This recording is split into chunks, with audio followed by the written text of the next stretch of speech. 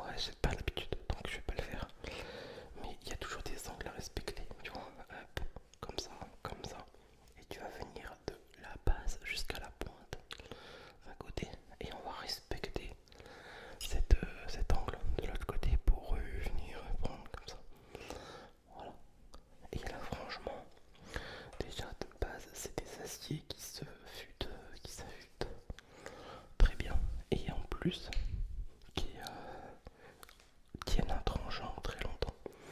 C'est pas des aciers super durs, d'accord. Donc, voilà, au niveau des opinels. Par contre, on part sur quelque chose de complètement différent avec les couteaux Victorinox. Donc voilà, Victorinox, ça c'est plus compliqué. Alors, soit parce qu'en fait Victorinox, il y a une multitude de choses, d'accessoires, de coins, de recoins. Donc, ce qu'on fait, c'est que tu l'as dans la poche, que tu es dans le bâtiment ou n'importe, mais qui est poussiéreux, ça va dans les interstices. Donc, en t'ouvrant dans le manche, t'as plein de trucs. C'est chiant. Pour moi, j'aime pas, forcément. Alors, c'est bien pour ceux qui, à la maison, ont une soufflette. Donc, tu passes un petit coup de soufflette dedans. Si t'as pas ça, avec une paille, faut essayer. Ou alors avec des petits outils et du chiffon. Tu t'ouvres tout, tu passes un coup de chiffon dedans. Ça dépend. Décidément, je suis encore aussi encombré moi. Bref. Une fois que tu as fait ça, ou alors au plus simple, comme moi je fais chez mon beau-père quand j'ai besoin, je prends la soufflette, je passe un coup. Voilà, dedans c'est propre. Euh, non, je dis une bêtise. Avant de passer la coup de soufflette, oublie le coup de soufflette. Ce que je fais, c'est que j'ouvre tout, d'accord. Tous les ustensiles, voilà, par exemple, comme ça, j'ouvre là. Et je le mets dans un bain d'eau. Alors, un bain d'eau chaude, mais pas trop, d'accord. Pas trop parce que les côtes, elles sont rouges. C'est du plastique PVC Zélidor. Je sais même plus. Je sais plus. Et ça, en fait, si c'est de l'eau bouillante, elles vont se dégonter, elles vont s'abîmer, elles vont gonfler, elles vont bouger. Et la plaquette, elle sera morte. T'auras plus qu'à en racheter une. Malheureusement. Après, c'est pas très cher, hein. L'autre plaquette, ça coûte 6 balles. Une fois que t'as fait ça, que t'as ouvert, que t'as mis ça dans un bain d'eau avec un petit peu de produit, tu le sors. Voilà, le couteau sera humide de partout. Tu le sèches. Tu le sèches. Après, ce que tu fais là, par contre, tu passes un bon coup de soufflette partout. Partout. Partout. Partout. D'accord. Après avoir passé le coup de soufflette, tu replies un petit peu tous tes ustensiles et tu dans les ressorts ici au niveau des pivots, tu vas chercher une petite pipette, je sais pas comment dire, un petit flacon d'huile et tu vas y mettre 3-4 gouttes d'huile mais pas plus, franchement pas plus, d'accord. Et tu mets ça un peu partout, voilà, ici sur tous les ustensiles. Et après tu viens jouer avec. Voilà, tu viens jouer avec la lame pour dire que tout le produit se met uniformément presque partout. Hop, et voilà. Après, s'il y en a qui sont vraiment à fond dedans, il existe dans, il existe des produits pour polir un peu les plaquettes ici en plastique. Mais bon, là encore, ça c'est vraiment, ça dure dans le temps si tu fais pas de conneries. Et tu peux aller changer, voilà, une fois tous les 3-4 ans, si tu juges que tu as envie de les changer, sinon ça tient très très bien. Voilà, moi malheureusement une fois j'avais mis un couteau dans une boîte et dedans il y avait aussi du gel hydroalcoolique. Et sans le vouloir, le gel hydroalcoolique s'est ouvert et ça a fondu. Ça a fondu ma plaquette.